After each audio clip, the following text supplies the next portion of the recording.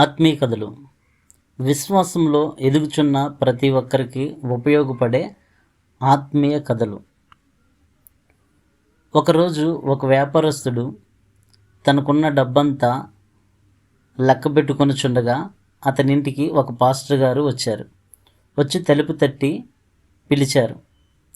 పిలిచినప్పుడు ఆ వ్యాపారస్తుడు బయటికి వెళ్ళి ఏంటండి అని అడిగినప్పుడు వచ్చిన ఆ పాస్టర్ గారు, అయా, దేవుని గురించి, ఆత్మరక్షణ గురించి తెలుసుకోవడానికి సమయం ఇవ్వగలరా అని అడిగాడు.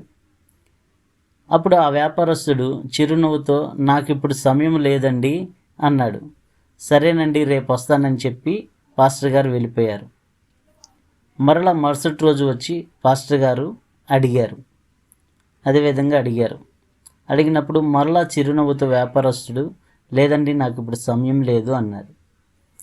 తర్వాత మూడోసారి పాస్టర్ గారు ఏం చేశారంటే, ఇదివరకు అడిగినట్లుగా కాకుండా, అయ్యా, మీకు ఎప్పుడు సమయం కుదురుతుంది, దేవుని రక్షణ గురించి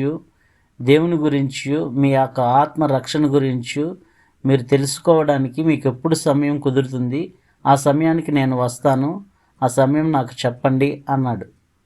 అప్పుడు ఆ వ్యాపారస్తుడు, నాకు అసలు సమయమే లేదు, పోవయ్యా అని చెప్పి పంపించేశాడు. కానీ ఒకరోజు ఒక వింత వ్యక్తి వచ్చి రమ్మన్నాడు. ఇప్పుడు నాకు సమయం లేదు అన్నాడు ఆ వ్యాపారస్తుడు. ఆ వింత వ్యక్తి సమయం లేదన్నా వినకుండా ఉన్న పలంగా లాక్కొని వెళ్ళిపోయాడు.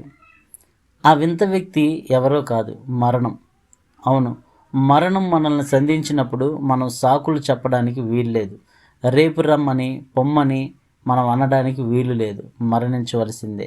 అందుకే పరిశుద్ధ గ్రంథంలో యాకోబు రాసిన పత్రిక 4వ అధ్యాయం 13వ వచనం 14వ వచనంలో, నేడైనను రేపైనను ఒకనొక పట్టణమునకు వెళ్ళి అక్కడ 1 సంవత్సరం ఉండి వ్యాపారం చేసి లాభం సంపాదించుకుందుము రండని చెప్పుకుని వారులారా, రేపేమి సంభవించునో మీకు తెలియదు, మీ జీవమేపాటిది, మీరు కొంతసేపు కనపడి అంతలోనే మాయమైపోవు ఆవిరి వంటి వారే అని దేవుని వాక్యం సెలవిస్తుంది.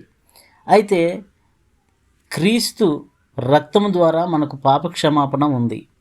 మరణపు ముళ్ళును విరిచిన పునరుద్ధానుడైన క్రీస్తు ద్వారా పరలోక భాగ్యం మనం సంపాదించుకొనగలము. మనం పాపంలోనే మరణిస్తే నిత్య నరకాగ్నికి మనం చేరుదుము. కాబట్టి సువార్త నీ దగ్గరికి వచ్చినప్పుడు దాన్ని త్రోసివేయక అంగీకరించి ఆత్మరక్షణ సంపాదించుకో. అప్పుడు నీవు మరణము తలుపు తట్టినప్పుడు, నా మట్టుకైతే బ్రతుకుట క్రీస్తే, చావైతే లాభము అని నువ్వు చెప్పగలవు. Praise lord. దేవుడి మాటలను దీవించునుగాక. ఆమేన్.